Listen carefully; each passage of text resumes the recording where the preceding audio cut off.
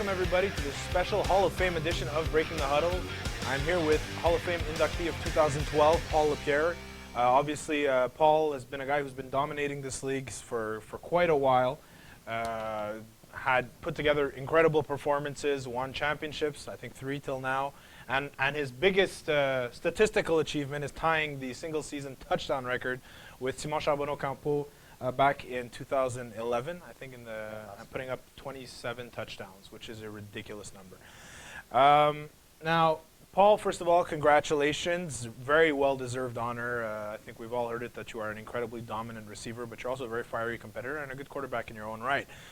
First of all, what were your thoughts upon hearing that you were named a Hall of Famer? Well, with the guys that were already named, I was obviously honored. It's a very competitive league. There's a lot of guys in this league, so to be named one of the best of the best, it's nice.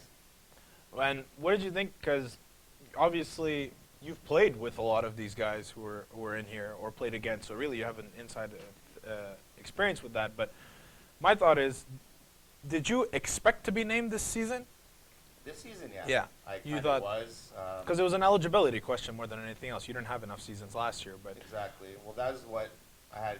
I mean, there was rumors going around. They're saying you're a shoe-in, this and that. And I mean, I didn't really let it affect my play. I just continued playing the way I would. But yeah, I kind of knew it was coming. And so do you feel like if you were eligible last year, you would have been able to take someone's spot?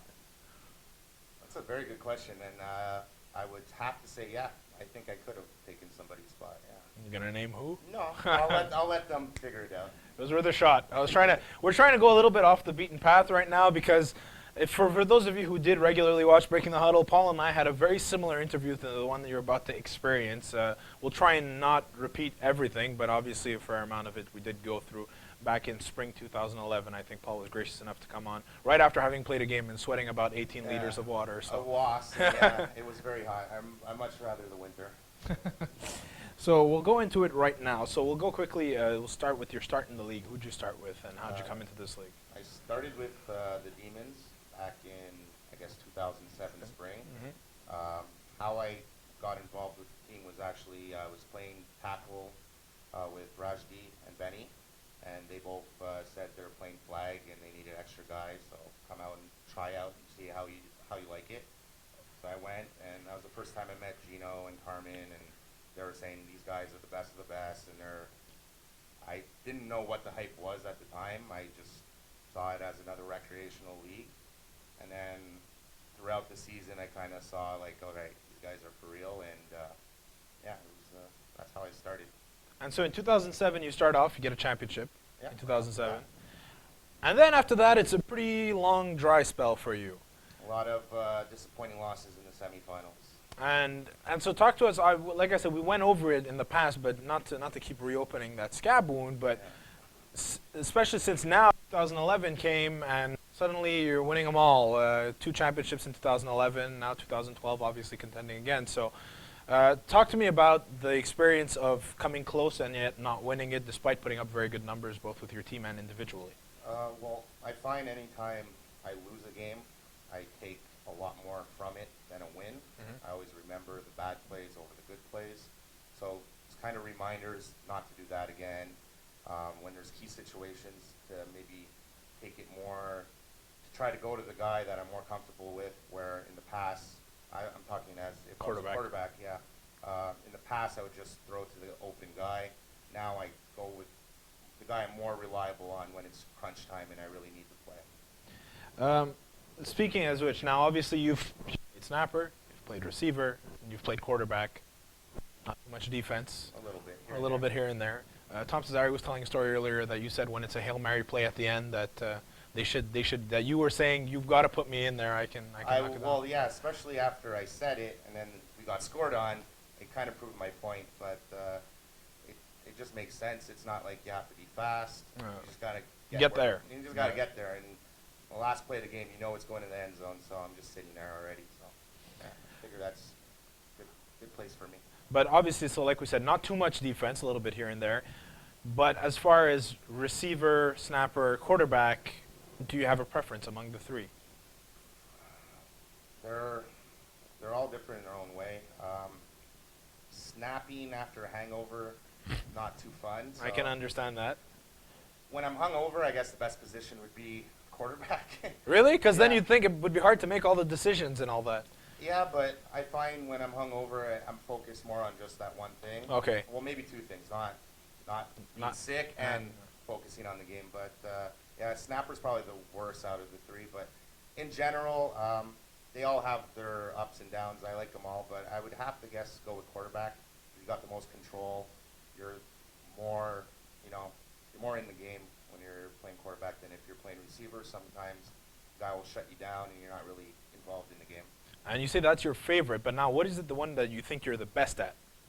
Best at I would have to say receiver, hands down. Hands That's down. why I play Division I for receiver and Division II for quarterback. I'm still learning the ropes. And do you think that the time is coming when we could maybe see Paul Lapierre as a Division I quarterback?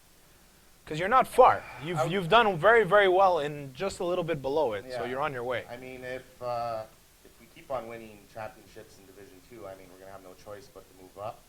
Problem is that when I play with so many guys in Division I. It's how would I make a team in Division I? Who would I be really throwing for?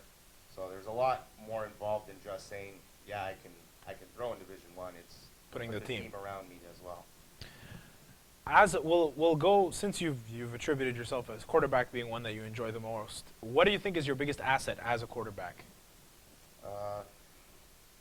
I'm not going to ask a receiver because receiver, I think we know what Yeah. your biggest asset is. My long arm, my Yeah. 6 foot Yeah. 8 span, but And good hands too. Let's not try to they're sell that. all right. I Yeah. wouldn't say they're the best. There's a couple of guys that definitely argue that they have the best hands in flag, so I don't want to get in that argument.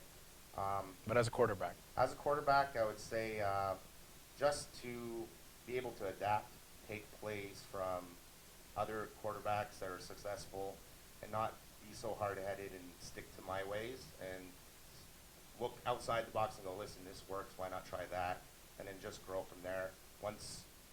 From Division III when I was throwing till now, my playbook's expanded dramatically, so I would say that would probably be my best. and it is interesting that you bring that up because Paul is kind of not necessarily a chameleon, but he does pick up stuff along the way. One of the most famous right now being the Tspin, as we call it, which when Tspin spins, you're just afraid that you might get a curl of hair in the face or something like that. But when you've got a man as big as Paul Lapierre spinning at you, you get out of the way more often than not. Is that really your go-to move after you catch the ball at this point? It is, but it's now it's all just instinct. I don't even think about it. Okay. The guy's to my left, I'm gonna spin half right, so the belt's away from him. It's just try keeping the belt away. Sometimes it's not always a full spin. It's a half a spin, then back pedal a couple yards. A lot of time I won't even turn around. I'll catch the ball. I'll know I'll be getting flagged, so I'll just back up to get an extra 2-3 yards instead of trying to make a move and losing a couple. So we talked a bit about your biggest asset. What is your biggest flaw As a QB, as a QB? my biggest flaw would be sometimes holding on to the ball too long, staring down a receiver instead of letting the play develop and actually watching the defense. Now, we're talking a lot about you as a quarterback, but does it bug you that no matter what you do as a quarterback in this league, you will always be remembered as a receiver first, and especially for that record-breaking season? Do you wish that there's some general perception of you that you could change? No, not really. Growing up, I always played receiver. I always loved that aspect. My idol is Jerry Rice, so being a receiver before a quarterback Was fine. It's fine with me. Talk to me about, now you've played on quite a few teams. Obviously the core is often the same, but of all those teams, is there one in particular that stands out for you that you're like, I loved this team, and if I could bring back this team all the time, I would? Good question. I would have to say that first spring season was probably one of my more fun seasons because I was able to play with Rajdi and Carm and Geno and Benny. So I had most of my core friends all together on the same team. After that year, they kind of separated and started doing their own thing. So. And what do you feel about that separation? Because obviously it is something that has happened. Some of it because it's hard to keep that many people in the same team. Everybody wants to go off and do their own thing. Well, that's the thing. Some people wanted to prove that they can do it on their own. Yeah, do it on their own. I mean, look at Geno from that point on. He started. I don't know if he was throwing before that. Yeah, spring. it's here and there. Yeah. He was here and there, but I mean, once he was able to, get away from Carm, I find like he was able to step up his game, get more reps. So I mean, that's the main thing. If you're playing on Carm's team, you're not gonna get the throw, so you can't really learn that part of the game. I mean, that's why it's great about having, I guess, more divisions, so you can kind of choose to play in 2 or 3 different divisions. Well, it used to be 3. Or up to 5 now. But well, yeah, no, but I mean, it used to be able to play in 3. Yeah, that's right. So now it's you're down to 2, but so the teams have split up and everything, and even to this day, obviously there's only so much you can do in keeping a team together because people want to move up, this, that. But you've had a lot of teammates. Who's your favorite teammate till now? Well, it's going to be a broken record. It was like I said last time, Rajdi is definitely favorite teammate to play with. Reason why? Beyond him being a Hall of Famer last year. His beautiful smile. Okay. No, warms up your heart. Honestly, he makes it seem like I don't take the game as serious, I guess, because he takes it so serious. He's a competitor. He's always looking for different ways to improve, which is good. It keeps you on your toes, What about your most talented teammate? Because Rashi's great, and I think everyone will admit that he's an incredible receiver and a great mind of football. But talent-wise, you've played with some very good ones. Yeah, all around most talented player, going not only athletically but football smarts. I'd have to give it to Carmen. Okay. And this is from a guy who's played with a laundry list of talented guys, so that's a good endorsement of Carmen.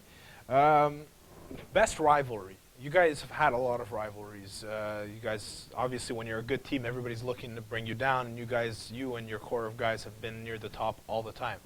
So is there one rivalry that stood out for you? I would say, like the question you asked me before, Yeah. I feel I'm more involved when I'm playing quarterback, Yeah. so the rivalry would have to come with one of those teams that I play as quarterback, and I'll give it to the G-Men. It's always a heated battle when we play them. They're good guys, but on the field, I can't stand. What is it about them you can't stand? Honestly,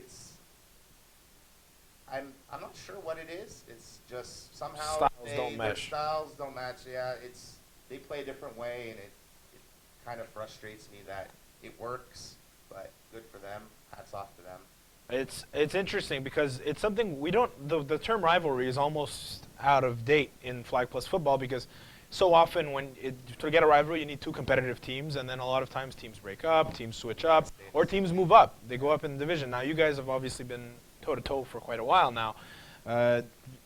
Like I said, right now it's very competitive. Do you see them as your main rivals in this division right now? In this division right now, Yeah. If you asked me this question last season, I Yeah. would say for sure. Yeah. This season, they're the team I probably want to beat the most. I Mhm. want to beat every team, obviously, but there's a little extra that goes when I want to play them. But I wouldn't put them as the team I fear the most. Okay. Now who is? There's a couple. There's a couple of teams. They played each other last week, so do the math and Figure it figure it out. I won't name them. Okay, fine. You don't want to give them any ammo. No, exactly. Okay. 3 championships so far. I always ask biggest win. Now, I would assume it's one of the 3 championships is your biggest win, your most satisfying win. I wouldn't say. Not necessarily. Well, Yeah, you could say something else. It happens. the championship games, they're all good. I would say the first one that I was in 2007, I was new to the league, so I wasn't used as much.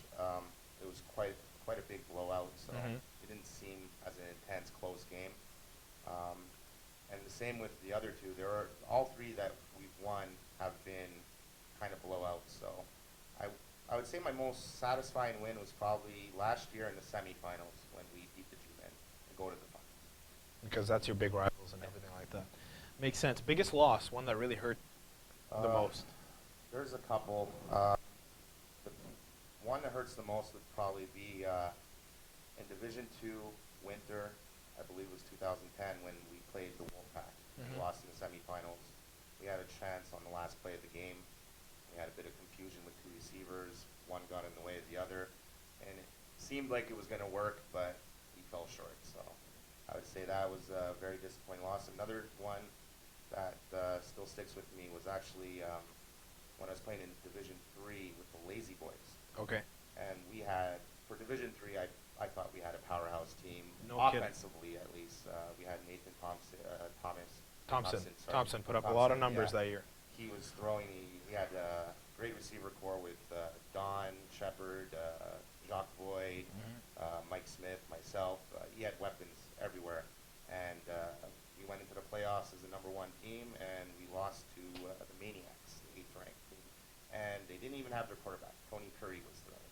So Frustrating. that was one that was hard to swallow, for sure. Now, you've been here since 2007. Well, some of the guys who've been inducted since earlier, 2006, things like that. Even a guy like Tom Cesare's been here since 2005. But even then, you are a guy who's played in multiple teams for multiple years, and you have a perspective that is relatively unique. How have you seen the league evolve since 2007, since you came in? Since 2007, I would say, obviously, with it growing, there's more teams, so it kind of filtered the weaker teams to go in lower divisions. So you weren't always matched up against a weak team that you think, well, they should be in a lower division. Now, if you're in Division 2, you know that the quality of play is going to be up there. Where in 2007, I would say it may have not been my lane. So you would almost look at the schedule before the season and say, okay, win, maybe win. A bit, but it was more also, I find in the lower divisions, it's a little less organized play calling wise. Yeah. So there's more chaos, more people running into each other, people not really being in the right spot. It could be by play calling, it could just be by guys not really knowing what route to run. Lack of experience. Yeah, lack of experience. So I find now with the higher divisions, everybody is in the higher divisions have quite a bit of experience, and it shows. Do you have a division? Obviously, you've been in Div 2 for quite a while. Do you have a preference, Div 1 or Div 2? Based on the teams that you play, based on the guys that you're against, based on the guys that you're with? For the guys I'm with, I would say D1 for sure, because I play all season around with them. I play outdoors and touch with the Hitmen, and that's the core guys that I always hang out with. So I would say Division 1 is the one you yeah. enjoy more. Sure. Let's talk about how you feel you've changed as a player since 2007, since you came into this league. Obviously, you go through the transformation of becoming a quarterback, but just in general, do you feel like there's something that has changed in you as a player here? My confidence has grown. It's skyrocketed since 2007. When I first joined, I thought myself as just an average receiver, and I was just going out to really just have fun. And now you're a Hall of Famer. Go figure. Now I'm a Hall of Famer, but yeah. So that's a big enough change. Let's get some thoughts on your fellow Hall of Fame inductees from this season. So we'll start off with Tom Cesare, official. Great ref. Always explains rules if you need them to be explained. He won't just ignore you. Very intense in his calls, especially if there's a fourth down, turnover on downs. He's going to let you know it's a turnover on downs. It's fun to see that he's into the game like that. Tony Tibet. Tony Tibet, fierce competitor. His style is definitely unorthodox, I would say. It's different from a lot of different quarterbacks, but he gets the job done. Shane Williams. Hard-nosed competitor. He's a tough guy. When the ball's in the air, I find he's one, like he blocks everything out. It seems like it's him and the ball, and that's it. So I'll give him respect for that. Geno DeFazio. He's great in a lot of different ways. He puts a lot of good teams together, which gives a lot of other guys good chances. He throws a great deep ball. He trusts his receivers, and he's always on the top of contending for quarterback of the year. So he's good. And finally, Paul Kamel. Paul Kamel, once again, I'd have to say another fierce competitor. He's fast. He's real fast. He's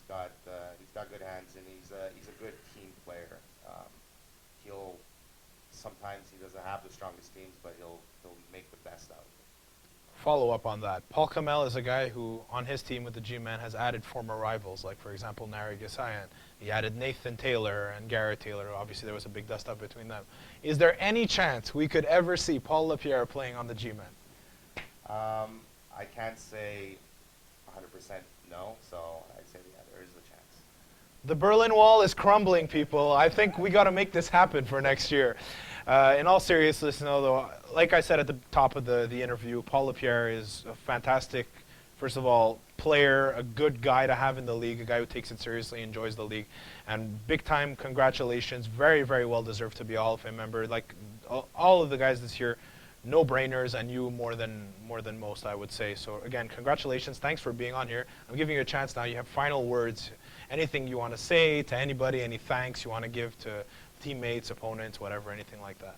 I'll give thanks to the guys that brought me into the league, that helped me out to get to where I am right now, and thank you guys for obviously making it interesting, and with the stats and everything and the weapons, it kind of motivates you to do a little bit better, and when you don't do well, you kind of hear about it, so it's nice in that way too. So I'll thank everybody, honestly, all around the league. Has made it very pleasurable for me to play in. All right, well, again, congratulations and good luck this season as well.